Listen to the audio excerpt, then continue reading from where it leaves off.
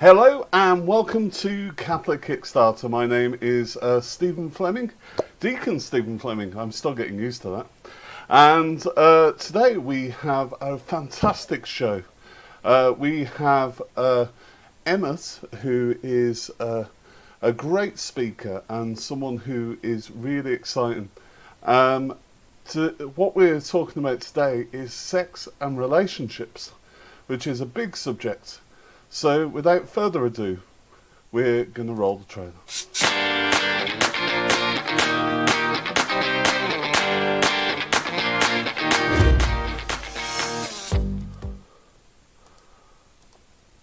Hello, and welcome to Catholic Kickstarter, and a really big welcome to Emmet. Emmet, you're very welcome to today's show. And sorry for the little delay there. We had a few technical issues, and it's one of those things. But Emmet, maybe you could introduce yourself and let us know a bit about yourself. So yeah, it's great to be on this show. Thank God. And Bishop Fulton Sheen, he's always good to pray for. Mother Angelica, it's always good to help you out with technical difficulties when it comes to online or just broadcasting in particular. So I'm Director of Education and Outreach with SPUC Scotland, Society for Protection of Unborn Children. It's the oldest pro-life society in the world. I've been doing this for 6 years now.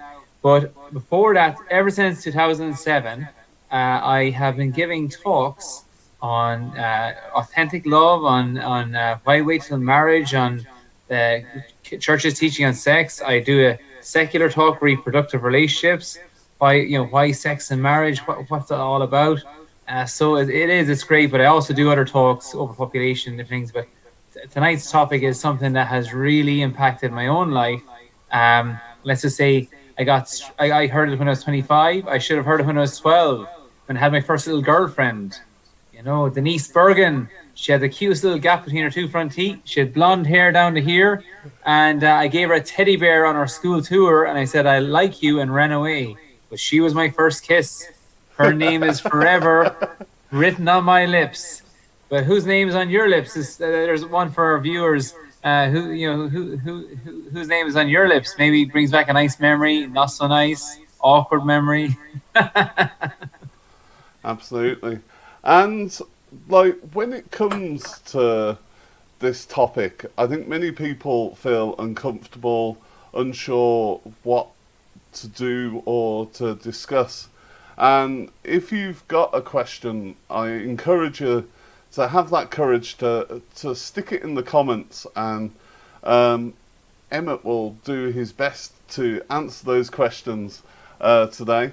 We're going to talk a bit about everything today to do with sex, relationships, dating, all those different type of things. So if you've got a question about any of that, we encourage you to stick them into the comments, and Emmet will answer them as we go through. Yeah. So Emmet, could you, maybe we'll start off by what's your experience? Maybe you spoke a little bit about your life. Maybe you could tell us a little bit about your experience and how you've come to the journey that you've been on. Mm-hmm. Well, I suppose I always wanted to be with the one. I was always looking for the one. But to be honest, really growing up in Ireland, say in high school, university, it was all about playing sport, winning trophies. Winning was everything.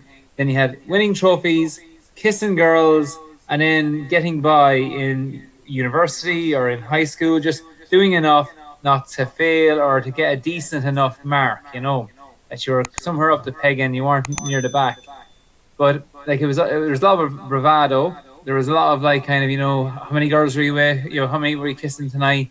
All this type of stuff. But the thing is, I always had it. I don't know whether I got it from my parents, but I always had in my heart to say, look at a girl in the eye and say, "I waited for you in the water," and that's what that was on my heart. I wasn't thinking about marriage. I knew nothing about chastity or why do you want to wait till you're married.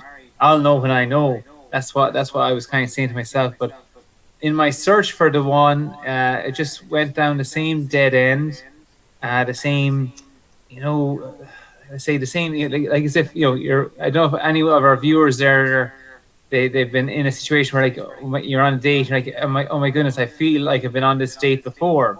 I wonder, have I dated her sister or something? Like, it just was the same dead end. And but God kept answering my prayer about, trying to wait for the one. But I'll be honest, it came to a point. I was going with this girl, and if you give me £1,000 right now to say whether I broke up with her or she broke up with me, I couldn't answer you. It was just the same dead end. I just don't know who ended that relationship, because it really didn't matter. And I said, after that relationship ended, I said, okay, God, the next girl that comes along, we're going to do whatever she wants to do, because this whole waiting doesn't work. It's ruining my relationships. Imagine saying that to God. This is ruining my relationships. That should have been a singular. It was a plural. I should have said relationship. But it was then, that week, I met a group called Pure in Heart in Dublin. They had a youth mass on Thursday night in D4 in Dublin, and like, I went to it. I was blown away. There was like 60 other young people there, all in their early mid-20s, and they were striving for this thing called chastity. And it blew me away. And a priest that night got up during the mass and said, tonight for my homily, I want to talk about real authentic love. And I actually kind of went, yeah, right, Father. What do you know about it? I've seen Titanic. I've seen The Notebook. I've had loads of girlfriends. What do you have? You don't have a clue, Father. This is what I was thinking to myself. And I was like, oh, this is going to be really interesting. You're going to start laughing. But this priest was in his 60s, and he said when he was 17, he thought he was in love, and he gave, like, he was giving in the relationship, and that girl was taking. And he goes, that's not love. Love is a mutual giving. That was infatuation. And I was thinking, what? And he said, again, infatuation is when you put someone on a pedestal and you make them into who you want them to be, and you don't really see them for who they are. And I was like, oh my goodness, I have done that every second weekend in every smelly nightclub, north, south, east, and west of Ireland. And he says, and a little tear came in his eye. He said, watching that relationship end was like watching a flower wither and decay in his hand, and he was helpless to do anything about it. And a tear came out of his eye. I was like, my goodness, like, this priest is in his 60s. This happened a lifetime ago, and he's still emotional about it. But then he said, look, he says, I found authentic love in my vocation as a priest. And my humble definition, and at this stage I was on the edge of my seat, he says, my humble definition of real love, authentic love, is that sense of going home. He goes, if you're going home for Christmas, you haven't seen the family in a while, you're driving home, you can't wait to see mom and dad or the brother and sister, you just want to go home and be home. And he says, if you have that sense of going home with someone, or with an order, or with an organization, that's where you belong. Because we're all being called to our eternal home. And I was like, oh my goodness, all the girlfriends I had, I didn't come close to that. And I want that. And I'll come back again. I kept coming back every Thursday night and grew in my knowledge of authentic love, of chastity, of theology, the body. And it just really, really helped me. And that's through that work. I started working with them. I met my wife. So it's amazing, Run for God and then look up, see who's running alongside you. So that was kind of my experience of it, in a shortened version. There, well, you mentioned the word there, and like, I think to a lot of people, they might be unsure of it. So there you mentioned the word chastity. I think people have heard of celibacy, because they hear of priests and nuns and all that type of stuff. But what is chastity? Yeah, it's a forgotten word now. Like, I go into schools and I ask that question. When I say chastity, what comes into your mind? And nobody would even. They don't know what it is. I didn't know what it was. And like, chastity, first of all, it's a virtue. Like any virtue, like patience or courage, it's actually a good quality. It's attractive. If you're with someone who's patient, that's actually a really good thing. If you're with someone who's courageous, well, that you're on a winner there. But the same way with chastity, it's about a virtue that helps you learn how to love properly with your body. And that's the thing. Like we aren't born knowing how to love. It's actually a choice. It's a way of life. And another word for chastity, I often think, is true friendship. Because like for me, a true friend is someone who desires what's best for you, who will do whatever it takes to make sure you're first, you're happy. And I think that's what chastity is putting the other person first. Your beloved, they are the priority. And it's not about like what's in it for me, that selfish love. And again, it's the ground of it is like striving to save all sexual activity for your wedding night, for your marriage.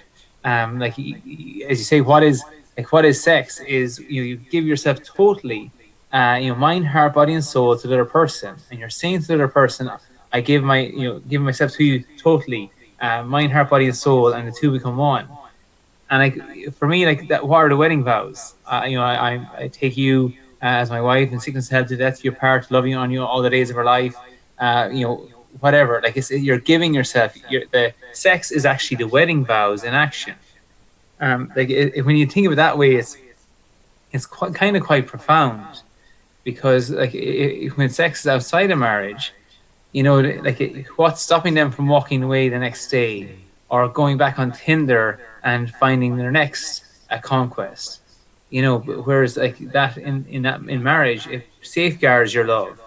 It's wrapped up in that sacrament. I say like and that's another Catholic term, sacrament, which is like wrapped up in God's grace. You've asked Him to bless this, your love, to protect it against your own selfishness, against outside interferences. But again, I just see so many, like some of my friends, they've had other relationships and then they waited. They weren't virgins, but then they waited in their relationship to get married and have sex when they're married. And like those weddings were amazing. Like it's the same as my wedding. I was a 27-year-old virgin on my wedding night, and people are like, oh my goodness, he's a 27-year-old virgin. Don't touch him. He's got virginity. But don't worry, your virginity is not a disease. You never hear in the news, late last night, a young man died in London of virginity. It doesn't work that way, But it's not about being a virgin. It's about again, it's never too late to strive for authentic love. And I do find that once sex is out there, sex is so good. Sex is good, first of all. It's so good, but like when sex is brought into a relationship too early, all of a sudden it takes it over. It's like, oh, when can we meet up again? When are your parents not home again? When can we go for a drive again? Like it's all about that, and the getting to know each other, the falling in love, the real intimacy, the fun is getting pushed out, and like sex, becomes a center of it, and that wasn't meant to be, that wasn't meant to be the center of your relationship before you get married, and not after it either. Absolutely, and interestingly, Pope Francis was speaking on this topic this week. He was speaking to the young people in Slovakia, and they specifically spoke on chastity, and this is a quote of what he said. So we'll just read it. I don't know, Emmet, can you see it? Yes. Yeah, would you mind reading that for us? Is that... Today, being truly original and revolutionary means rebelling against the culture of the sensory, going beyond shallow instincts and momentary pleasures, and choosing to love with every fiber of your being. Dream fearlessly of creating a family, of having children and raising them well, of spending your life by sharing everything with another person. Don't be ashamed of your faults and flaws, for there is someone out there ready to accept and love them, someone who will love you just as you are. Wow. That is quite a powerful quote, and like that driving, and I think also dreaming. I think often like if we don't dream, if we're not looking forwards and we're not looking towards marriage, we accept and take massive compromises. And maybe you could speak into that a bit more. Yeah, and I always ask the high school students, the university students I speak with, like, why do we date? Why do you date? And they say, oh, we want to see what they're like. Why do you want to see what they're like? Well, we want to see, if we like them, if we want to be with them, we're going to be with them. And eventually, it comes to, they say, well, you want to spend the rest of your life with someone, you want to marry them. So dating is is the discerning process of who you want to spend the rest of your life with. I know a lot of people say, "Oh, I should just date for a bit of fun and all of that," but again, as you say, this whole person is, Emmet, mind, heart, body, and soul. I can't just say, "Okay, I'm going to leave my feelings and my emotion over here, and I'm going to go out and have fun with my body this weekend, and I'm going to leave my emotions and feelings to one side." No, what you do with your body affects all of you. Um, like that someone's going to love you totally and completely. And I remember one girl, she heard one of my talks and she decided to wait for marriage. And she was on a J1 over to America.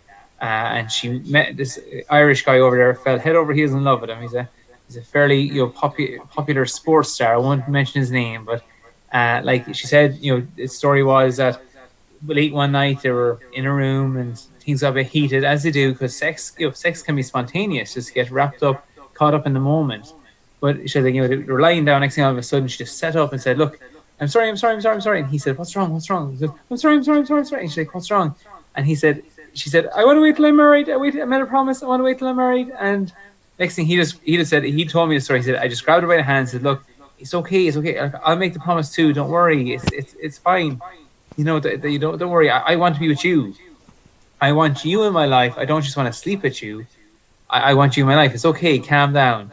And then like that, so that then that guy, he traveled 4 hours in the car up to hear a chastity talk that we were giving, and in Kildare. And then he said to me, he goes, "Emmett, now I want to do what's best for my beloved. I will wait till we're married, and gladly." And I can, and they got married, I think about 9 months later, and they have beautiful kids now, a beautiful family. And I remember I asked him, I said, "How is married life treating you?" And he said a very simple thing, but so poignant. He says, "Oh, Emmett, it's amazing. I don't have to say goodbye to her. At the end of the night, I don't have to say goodbye. I get to stay with her. And, I get to wake up beside her. Like, and just, this is a big sports star, and like a regular guy. But just like that, like if she hadn't got the courage in that moment, all those years ago over in America, just to say, actually, I made a promise. I want to wait." And she then knew in that moment that this guy, yeah, he respects her. He just didn't just want a piece of her or just to have sex with her. But he actually just wanted her, and then she'll forever know that he wanted what was best for her. He wanted to, safeguard her, and he would do anything for her, even make a promise that he didn't even know what he was promising. Well, one thing that I think if people were listening to us from outside, they might be thinking, well, gosh, like, why is the church and why are these two guys here? They seem to be doing down sex. But, like, is sex a bad thing? Oh no, like, and that's the thing. Everything God created is good. Like, sex is good. Why is it good? Like, okay, you have pleasure, babies, and bonding. So the pleasure aspect of sex, yeah, there is meant to be pleasurable, but there's so much more than just pleasure. Like, if you think like Ben and Jerry ice cream, you always say, hands up who likes Ben and Jerry ice cream. Everyone's hand goes up. I say, yeah, when we eat Ben and Jerry's ice cream, we go, cookie dough, fudge, caramel core sundae. We get a sense of pleasure from the ice cream. But what's the purpose of food? It's not just pleasure. Is a pleasure aspect, but there's so much more. It's nutrition for the body. It's all of that. Same way with sex. There's a pleasure aspect, but then there's what's the purpose of it? Yes, there's the babies, but there's also the bonding, the unitive aspect.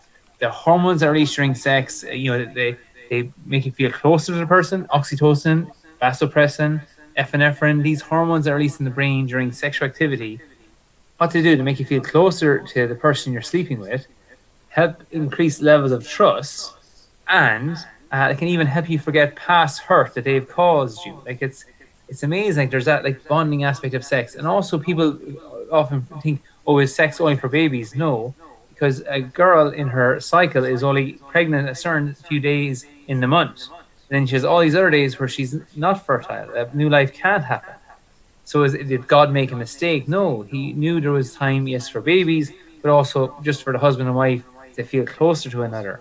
And and it was meant to be. But what I've seen in my college years is that maybe girls and that, like, when we're going out with guys or sleeping with guys that weren't the right guy, and like some scientists call these hormones, when you have sex, emotional superglue.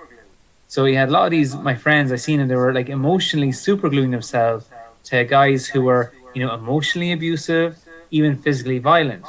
Like I had one friend, Babs. She came in one day into the class and she had a big, like her face was plastered with makeup, but she had a big lump under her eye. You could see she got a smack the night before. And they were like, Babs, what are you doing with this guy? You just get away from him. You shouldn't even be anywhere near him. He should never even think about hurting you or laying his hands on you. And she was like saying, oh, Emmet, I can't get on my head. I'm crazy about him. I can't get on my head, And I'm like, hold on there. I was like, Babs, like back then I thought, well, my love must be blind. But if I only knew about that, the bonding aspect of sex, the hormones that are released and how they affect our judgments, and that, like, I would say, look, the reason you're sleeping with this guy, that's why you can't come out of your head. If you took sex out, you would see very quickly and very clearly this is the wrong guy for you. And I think that's one thing I see in relationships that are chaste, the ones who are striving to save sex for marriage, that like pretty quickly they'll discern whether or not they're for each other. And also, if they do say, actually, I do want to marry this girl, or I do want to marry this guy, then pretty quick, yes, they get engaged and get married. And again, that's it. And that's what is marriage? A total commitment. And real love requires a total commitment. You can't test out permanency. It's not like you just got to buy a loaf of bread, squeeze a loaf, see if it's fresh. It's not about that. It's like, are you with me or not? You decide for love, and then like in that sacrament marriage, like you ask God to bless it, and you have your whole life then to get to know each other in that sexual and that physical sense. No, well, that is really beautiful. And one thing that I would say is, say someone has is in a sexual relationship at the moment. What advice would you give them in sort of breaking that, in that sense of what would you say as Well, see, when I got marriage preparation, really good marriage preparation, my wife and I, with the Nazareth Family Institute in Dublin, and like it was 5 couples, 3 young couples and 2 older couples gave different talks. One was on finances, one was on sex, one was on communication, and it was really good. But during that, they actually challenged all the couples there that were engaged. They said, look, I don't know what the story is. Maybe you've already sleeping together, maybe you've been living together, maybe even have children together. But now, would you now not wait until your wedding night to save sex for your wedding night? And they gave a bit more instruction around that. But and there was a girl and a guy there. They were living together for 8 years. We got to chatting to them, and they made the decision there and then. She was going to move out of their flat and move in with her mum. And so they were going to wait. They were going to try this and wait until their wedding night from that moment. And what I always think is that labours in the vineyard. I love that's one of my favorite, Bibles, the gospel. Like we have these labourers, they're in all day long, slaving away. Their back is broke, they got blisters, whatever. Then you have some are only working half a day, and some are only working, an hour, 5 to the hour. But they all get the same reward. They all get the same drachma. And I just think that's the same way with God. Like some people might have been waiting all their life, saving sex for marriage or whatever, and that's great. But they will get the same reward as the couple who, like that, like maybe already been that, have opened that door, but now, ask God to bless their future together, their marriage together, that they will wait until their wedding night. And that's the same thing, it's the same reward.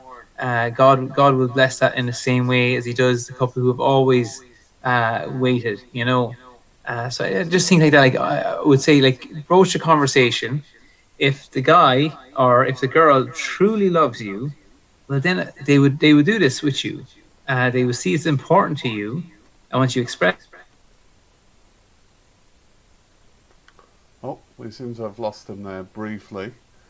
Um, so while we're waiting for him to reconnect, can I encourage you? Can I encourage you to subscribe and also to like this page for more content like this. Obviously, with the challenges of going live, we have this, but we're going to welcome him back. He's in a new window now, so let me just Yes, remove this one. I'm There we go. bilocating. There, there we go.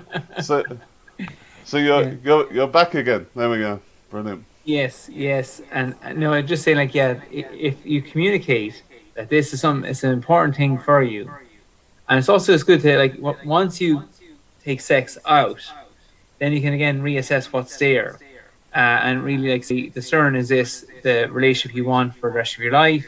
Is this who you want to? Is it like what? A few of the good questions I always get friends to ask when they're dating. One question I always say, do you feel a sense of being at home with this person? Do you feel that home? When I'm going home, for Christmas, you have that sense of going home with this person. And the second one I often say is, imagine tomorrow your boyfriend or girlfriend is now gone.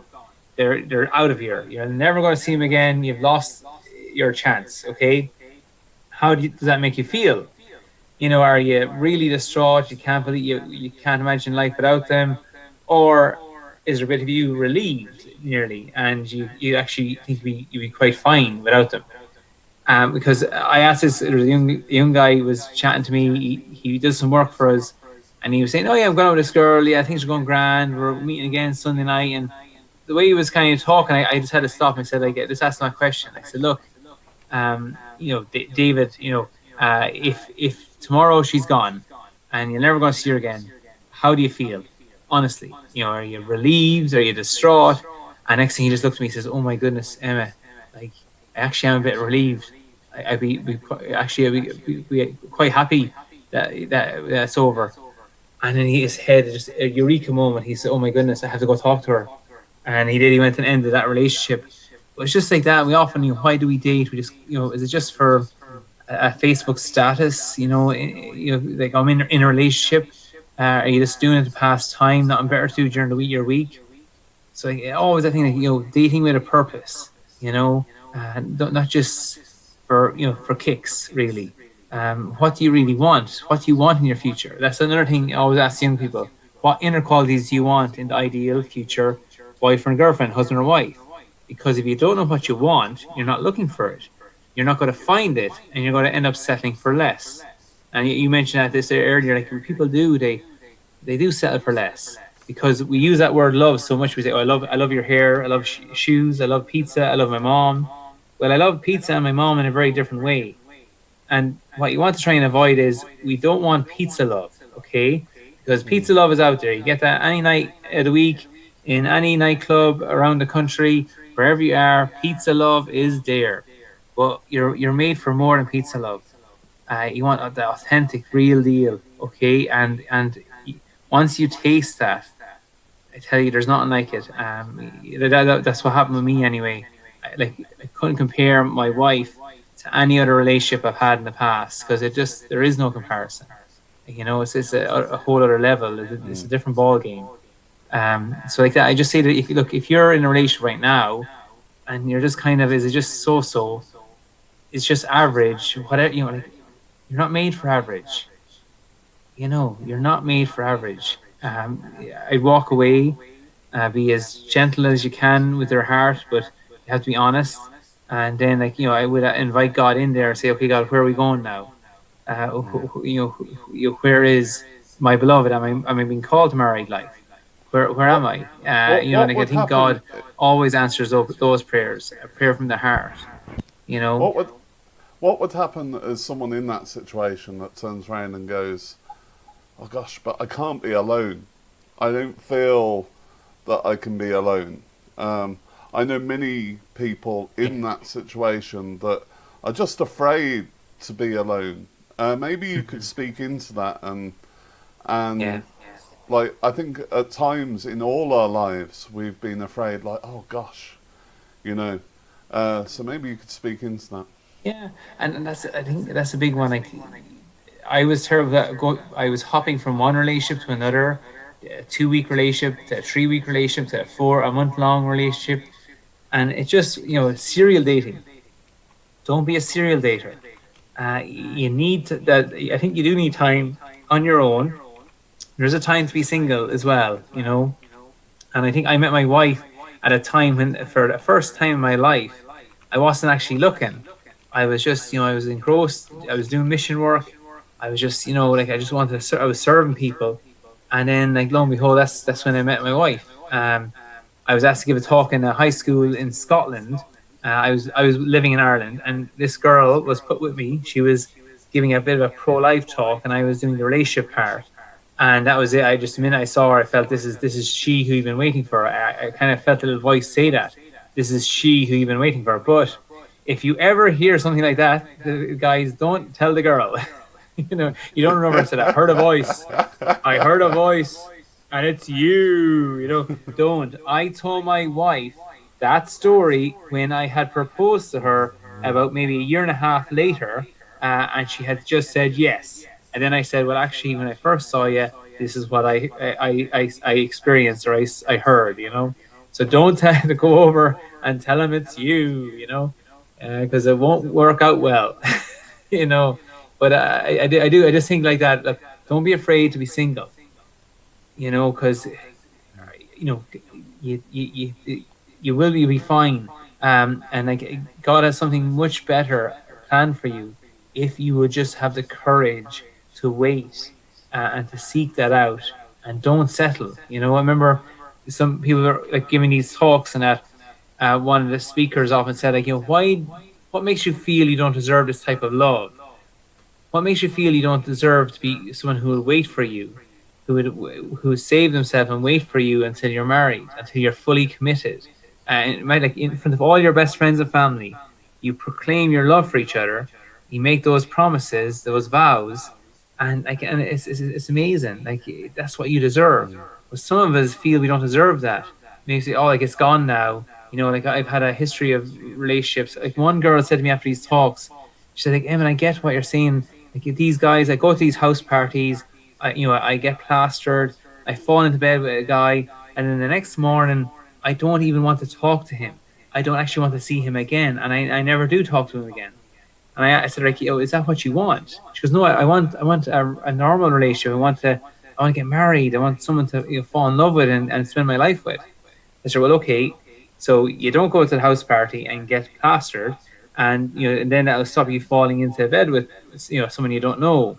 So like I say, work it back. What do you want? Have the end in mind. You want that forever love. So how are you going to find it? And I hope I don't burst too many people's bubbles here, but very rarely you find it in a nightclub.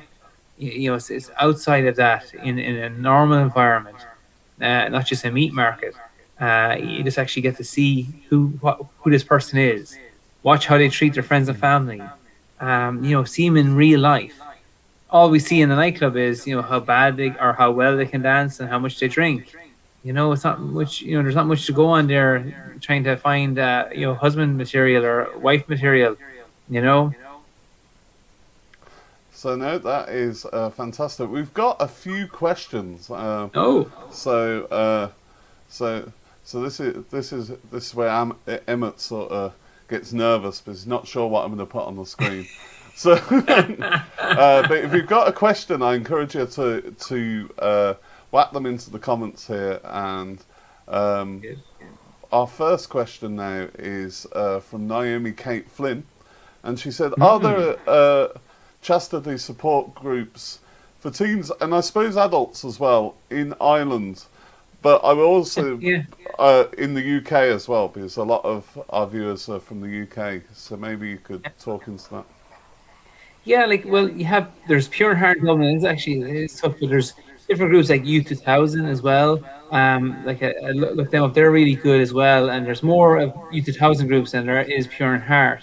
But like the Pure Heart have, even ping them an email.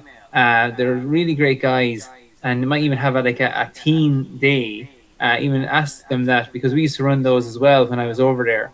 And it was so good. Like, you saw these other young people from all over the country who actually wanted this as well, who said, like, actually, this is something I want to strive for.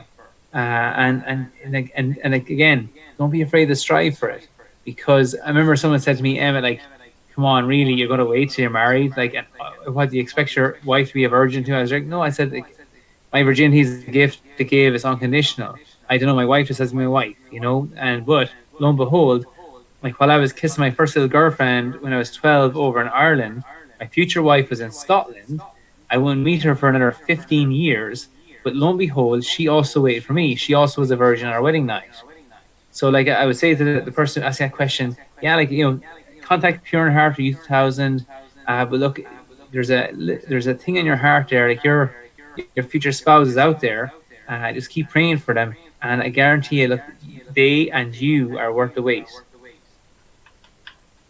The other thing that uh, Naomi asks is there any theology of the body resources? You might want to explain what theology of the body is for teens or for adults. Yeah. So maybe you could theology talk body, about the yeah. resources there.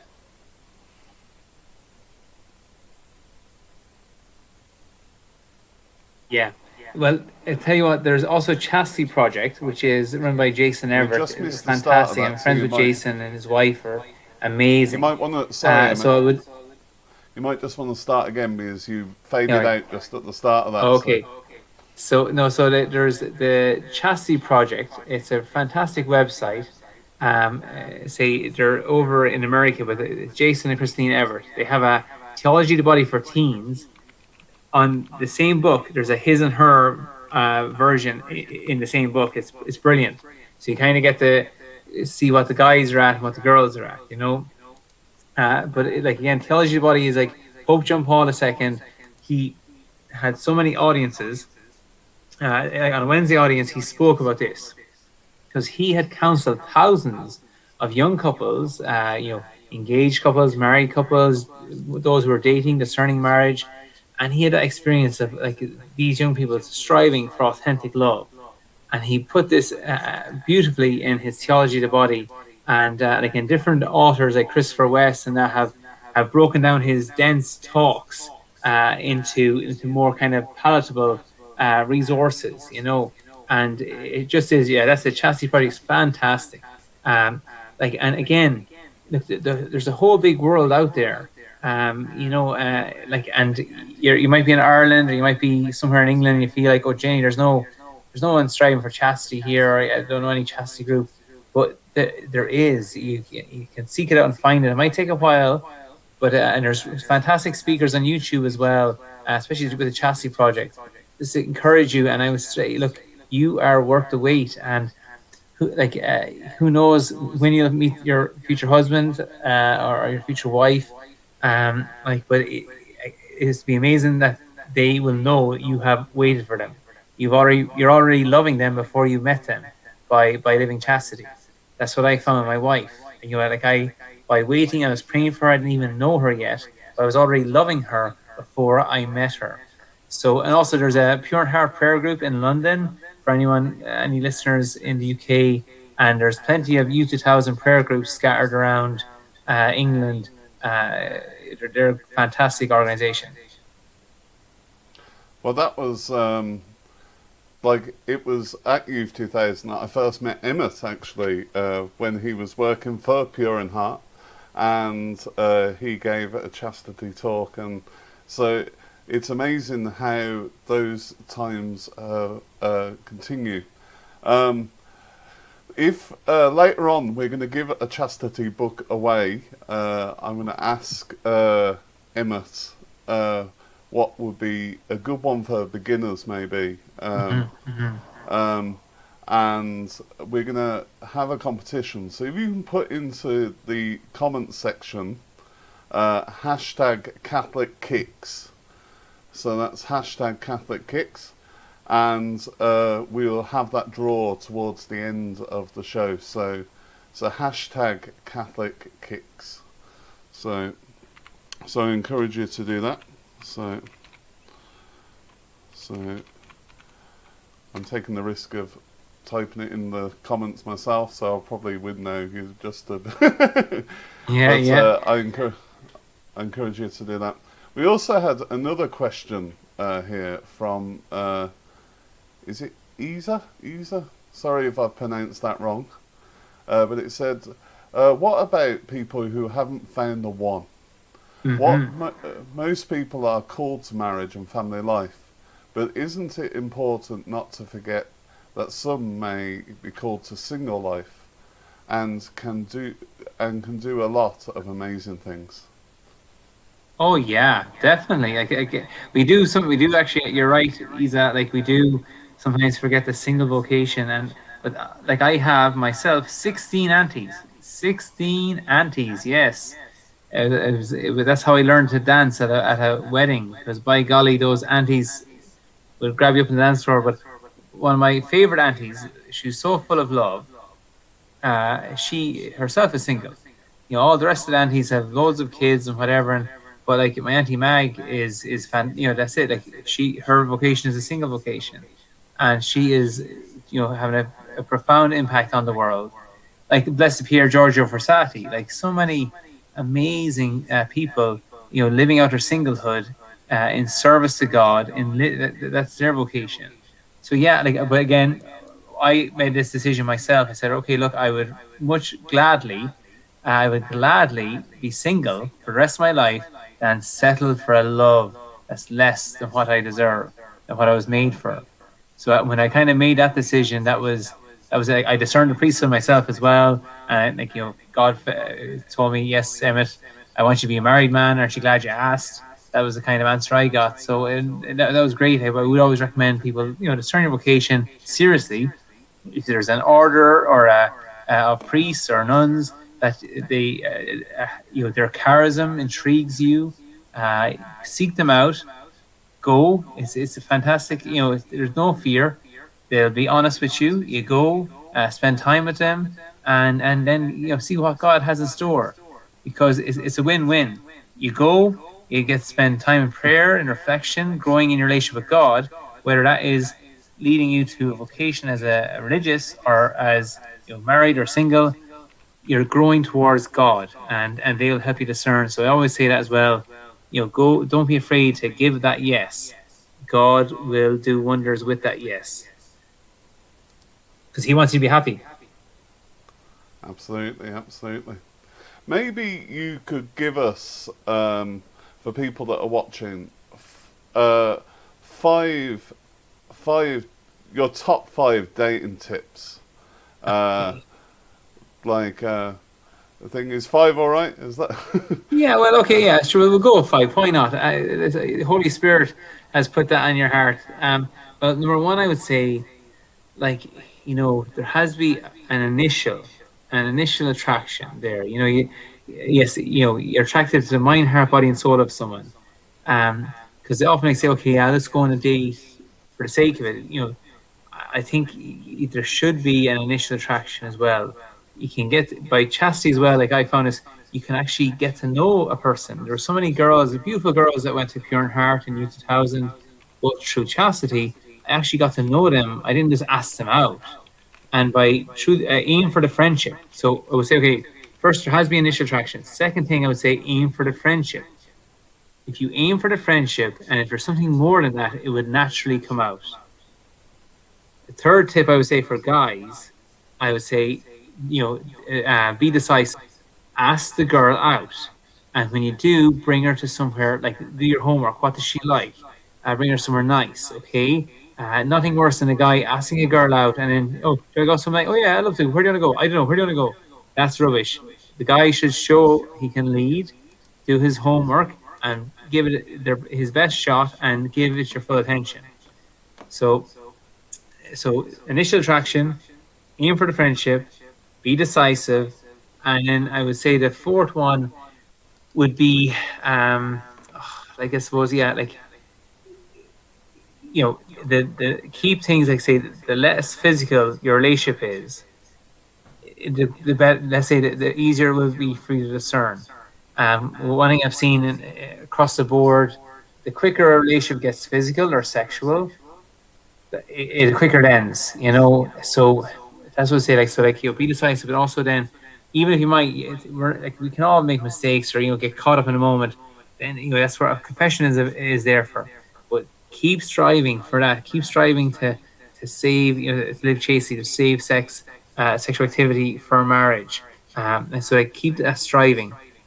I would also, the fifth thing I would say is include God in your date, in whatever it is. Maybe before you go for a meal, go to mass, or maybe go for a rosary or some adoration, because once you have God in there in the center, He is love, the author of love. And I always used to say, like, you've got to, this isn't for me, block it. Protect my heart, protect her heart. Because look, when you're dating, you've said, okay, this girl is worth the risk, and we're going to, hopefully this will lead to marriage. But a lot of time, it's either the girl or the guy will decide, you know what, this isn't for me. But very rarely do they decide that at the same time. I had one friend, and he said he was giving out, he goes, oh, Emmet, I was going to just get your one, and she broke up with me, and we had a big pilgrimage planned to Medjugorje and all this, and he was going off on a rant. I said, hold on there. I said, now, look, are you really upset because this girl is now gone, you've lost her forever, or are you just upset she broke up with you first? And he next thing you look, he goes, oh, actually, Emma, you're right. I'm just raging she broke up with me first. I was thinking of breaking up with her, but she, so that was it. Like, so, that's the way it goes. So I just say, okay, so, like, yeah. So even if I can remember them. So number one, there has to be an initial attraction. Like, it could be physical, it could be, attracted to the whole person. Two is, initial attraction. Initial attraction, be decisive. I missed one there. Initial attraction, be decisive, include God in your dating. I'm after missing them out there now. You should have wrote them down. Sorry. Yeah. So yeah, okay. So initial attraction. Oh yeah. What was the other one I said? See, this is the Holy Spirit. My goodness, come back to me again. And also, I'm here at a conference in England, and we just got stuffed with loads of wonderful food for dinner. And that's, you should never eat a big dinner before you do something like this, because all your enzymes are in your stomach dealing with the food, they're not in your head. But yeah, okay. Sure when Emmet remembers them, he'll put them in the comments below, and then people will be able to put in here. See. So that's it. And the other thing that I would think it's worth discussing is people who have homosexual attraction, and I know from my time in university that there's a lot of people that I suppose are very hurt by the church and very hurt about what they perceive the church to believe. Maybe you could sort of talk a little bit into that and that hurt that people are experiencing, and that challenge, Yeah, and I suppose what I've seen is, like, when the talks I give now with the organization I work for aren't Catholic, so, like, just SPUC is a society, they're a political pressure group, but, like, in my reproductive relationship talk, I always say, look, you might not be interested in a reproductive relationship right now, you might never be, but that's okay. There's something that's talk for everyone. But, like, I do see, like, saying that LGBTQ websites and that, again, and in conversations, like, this whole waiting and chastity isn't even a mention. It's not even an option. And when I was in Ireland, there was a friend of mine who I remember seeing. He got the worst bullying I ever saw, because he came out. He himself was a homosexual man, and he did not believe in same-sex marriage. He said, like, civil unions were enough and all this. He felt, but so he came out and said this, and when he I think went out into the media, he got interviewed or something, and the hateful comments, like saying, you're a self-hater and all. My heart just broke for this guy. And I spoke at a privilege of speaking to a group in Ireland called Courage, and here it was, like, all a big group of men and women who were their love for God and love for their church, their faith, the Catholic Church, was so strong that they were ignoring what the whole world was telling them: go out and do whatever you want, with whoever you want, how many times you want. And they were striving to save their sexuality, for God, like as in, in a celibate way, nearly, But they themselves were like living chastity, and I remember one guy, he was amazing.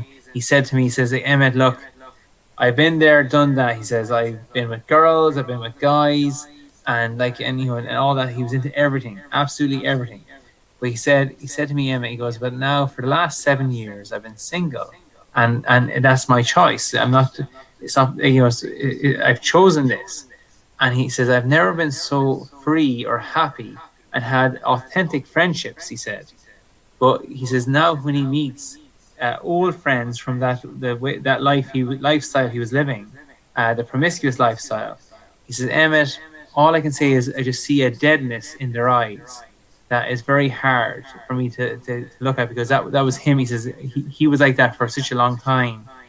So I just, one thing my heart goes out to, like, anyone, again, you're struggling, say, with same-sex attraction, or maybe you've already acted upon it or whatever, but all I would say is I can't even imagine what you're feeling or going through, because that was not part of my story at all.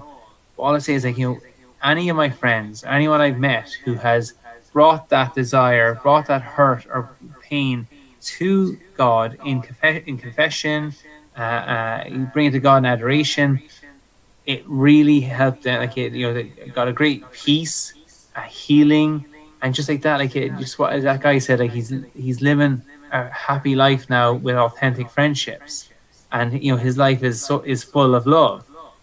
Like, I know it's hard kind of grasp, but when you decide for God, you'll never regret it. Even despite what the world is telling you, God will give you something that goes beyond like what the world can offer. And I know it's hard. It's not an easy question. It's no quick answer for any of that, and also it's not really what's in my in my story, or have I authority on that topic.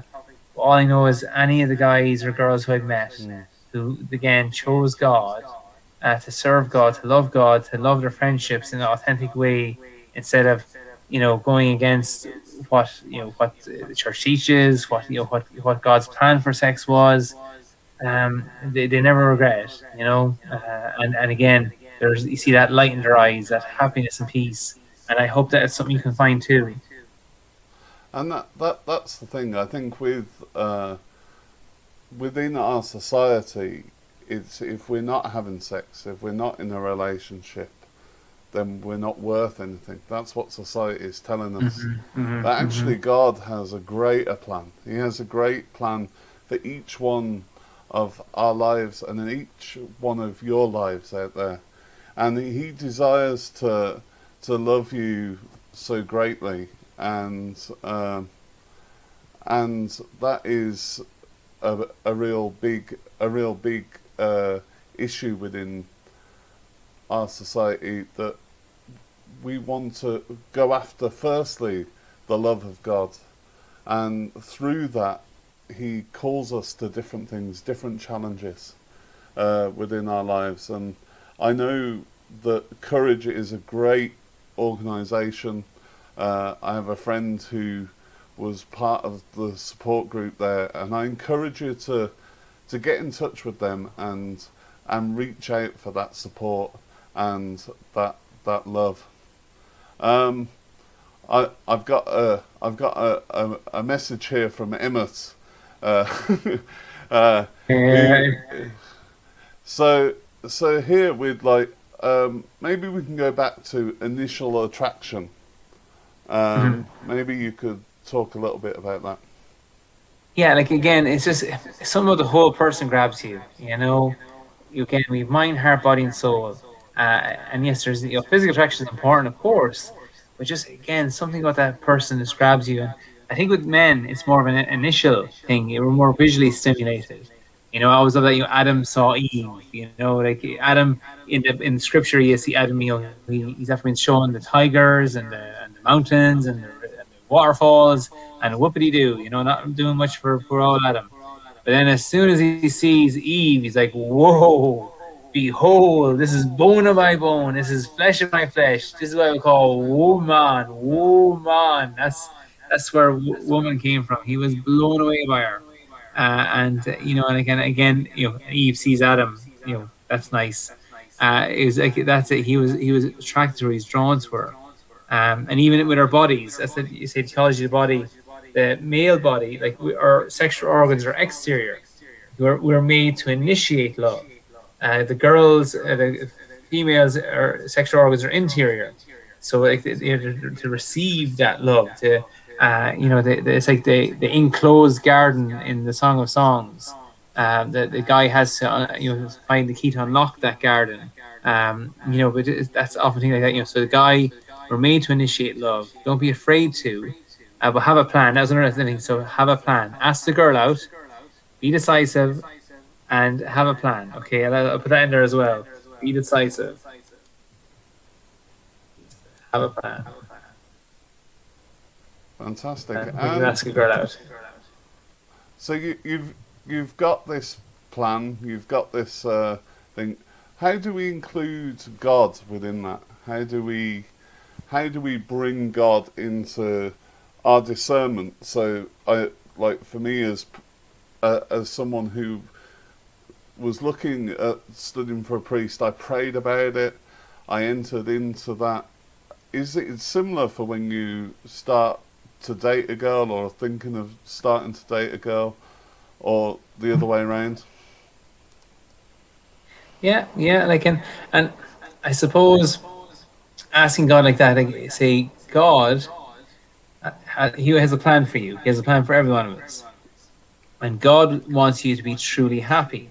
But I do find sometimes, like, if God wants you to be married, but then the other guy, say, the accuser, the king, the prince of lies, the devil, he would gladly whisper in your ear, "Oh, you'd be a fantastic priest. You'd be the next John Paul II, or or if God wants you to be a priest where you be truly happy and find authentic love in your vocation." But then the devil will say, "Oh, yeah, be a great father. You'll be a fantastic husband. You'll have 9 kids, and sure, 2 of them will be popes, or he'll tell you anything else. Like, as I say, God has plan A for you, and the devil, say, whatever, would gladly just try and distract you to get you away from that plan A, because that's where you will be most effective, be happiest, and like you have the biggest impact on those around you by that living out your vocation, which is like that kind of discerning process. But having prayer in there, like that's how when I first met my wife over in Scotland, I couldn't just ask her out. I couldn't just say, "Okay, come on over to Dublin for a date, and if it's rubbish, get back on the plane." So I gave her this novena. It's the Holy Cloak of St. Joseph. It's a 30-day novena, and I gave it to her, and I wrote in the back of the book, I said, "Look, this has always granted me my heart's desires. I will gladly pray this with you if you want, or if you want to pray it on your own, that's fine. I understand." But sure enough, I didn't know this, but my wife had always wanted a guy she could pray with. She didn't think that was possible. So that was a great start. So I wrote her a letter, gave her the Holy Cloak of St. Joseph, and that was a good start to our relationship. We had God invited right in there, and then always used to try and squeeze in adoration or mass before we go, like, say, to a nice restaurant or go clubbing or whatever. That's just the way it was. And when I did that, they were the best dates. God is the author of love, and there's nothing better than that. Again, we both are striving for God, and hopefully we do get married. And that, well, for us, that's the way it worked out. So yeah, I just say that ask God, and even the little prayers you say. Also, even safeguarding your love. I remember a couple, again, they both had past relationships experiences, but in their relationship, they were striving for chastity. And they had a good rule. They had, like, okay, so on a date, one would be drinking and the other would drive. It's just like, so the two of them wouldn't drink on the same night out because they knew they both were, like they both wanted each other so much, and they just felt they wanted to safeguard their love. So they had that. That was their little rule, and it worked for them. And I was at their wedding. It was beautiful, amazing wedding, fantastic. I know they have a lovely family, and it's all good. But again, like that was it. These little things, like you have to be honest with each other as well. Safeguard, your that love and that promise you both have made. So like again, by striving to save sex for marriage, if the relationship goes south, if it doesn't work out, but then he or she will leave with nothing that doesn't belong to them. They're not going with a part of you that they don't deserve because they're not your husband, they're not your wife. And I found that was a big plus for anyone that I used to talk to in Pure and Heart. That's what they liked about it. Yeah, they can go into a relationship and know if this doesn't work out, well, that's okay because they haven't given that intimate part of themselves. They haven't had sex with this other person, and that the breakup could be still sore or hurtful in a way, but nothing compared to like if it was like sexual, and then there would also be a sexual bond that would have been broken as well, which isn't meant to be, and it can be so hurtful.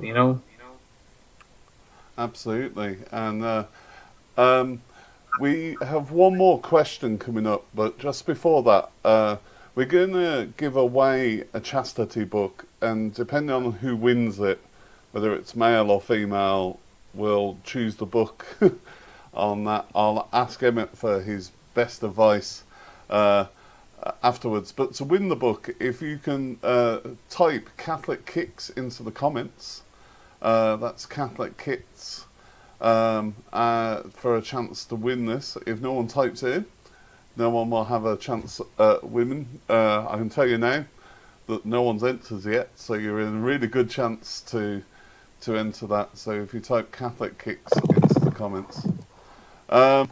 But we have one.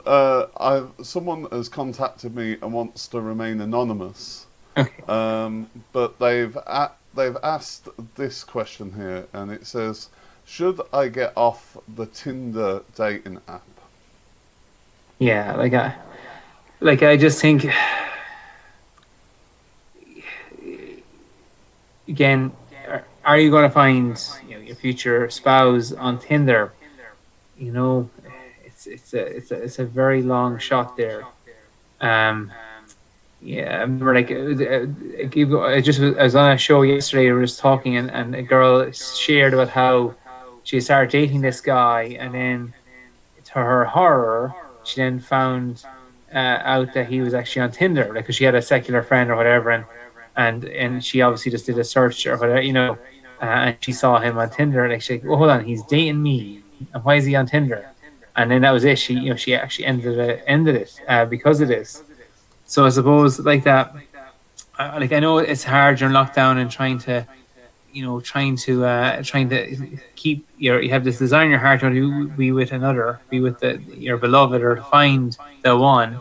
But like that again, I always say, for me, I used to say to guys and girls, go. What's in your neck of the woods? Is there a crisis pregnancy center? Is there a soup kitchen or some charity maybe you're a bit passionate about? Go volunteer a few hours there. See what first of all, it'd be good because it's always good to serve. But who knows who you might meet there?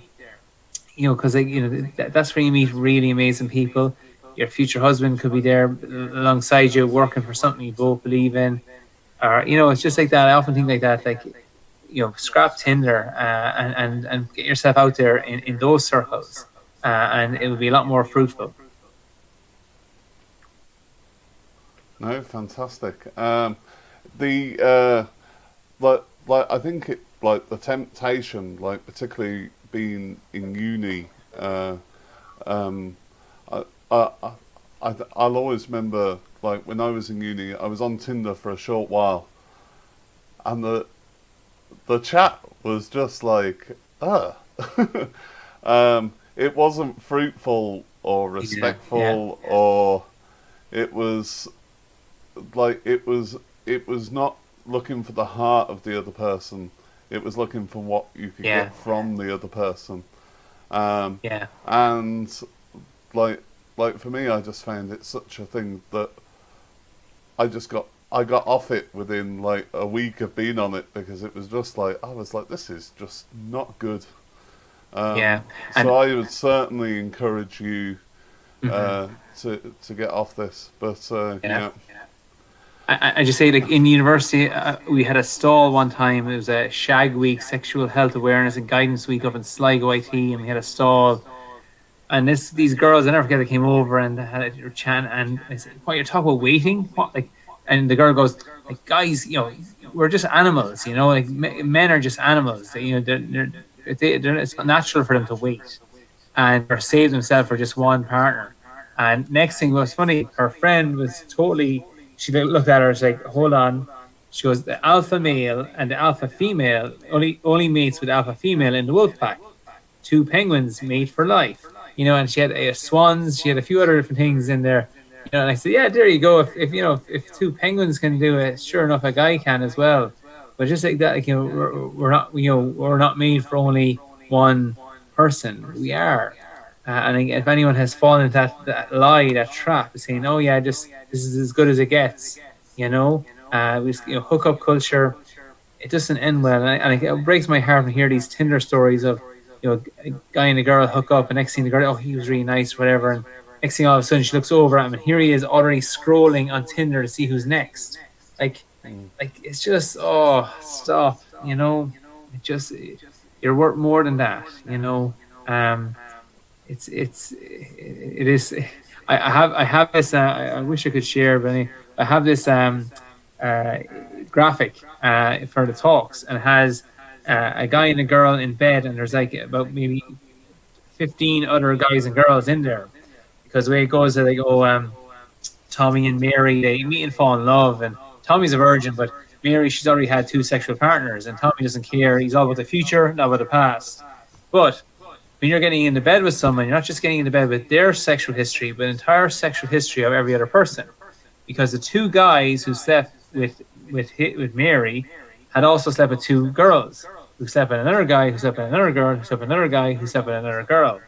So you have all these people in bed, and you think, like, if any of those, had HPV or genital, like any of these things, like, like everybody would get it, including Tommy's first time, having sex.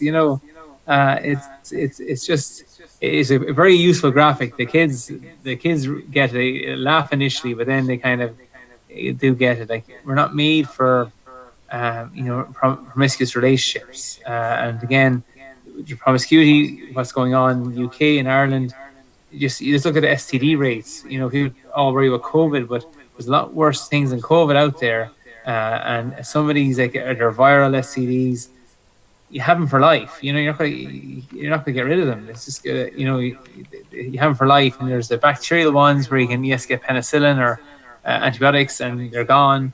But you can't. It doesn't repair the damage that has been caused. Like chlamydia and that as well. But whatever. Like, there's a talk I give, and it covered all these different topics. Like, for me, the STD thing didn't really do it for me, because I used to say, all I heard in school was, sex is bad, sex is dirty, STDs, you're going to die. Gonorrhea. I looking forward to that. So that never really did for me. But with some of my friends, when they heard about the facts and figures on STDs and that, they're like, well, actually, that just makes logical sense to them. I was more led by my heart. But for them, they kind of say, yeah, like, okay, so I'm not going to sleep around. And that means a better chance of having a healthy relationship and not getting anything nasty that I don't want. And this is a kind of a health thing for him. That one friend, but just like, whatever makes sense to you, or wherever you're at, just again know that authentic love is possible, and try it. You won't regret it. Fantastic. And sorry to put the screen up, but we're running way over time. We started late, but it's been such a great conversation that we've managed to continue on. And we seem to have 4 entries for tonight. So let's see who is going to be the winner. And hopefully it won't be me.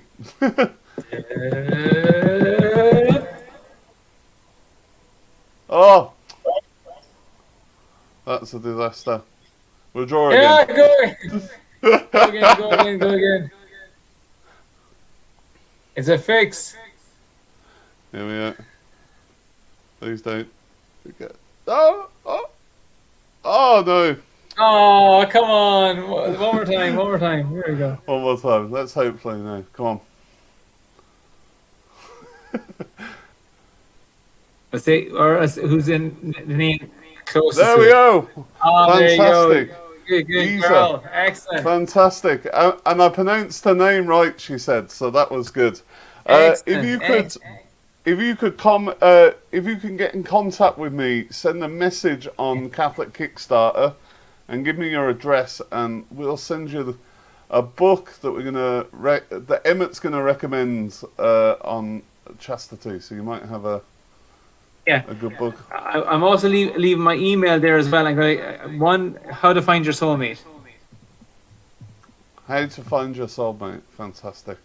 So we will send that out, and this is and I'll put Emmet's email, and this is if anyone's got any questions. Yeah.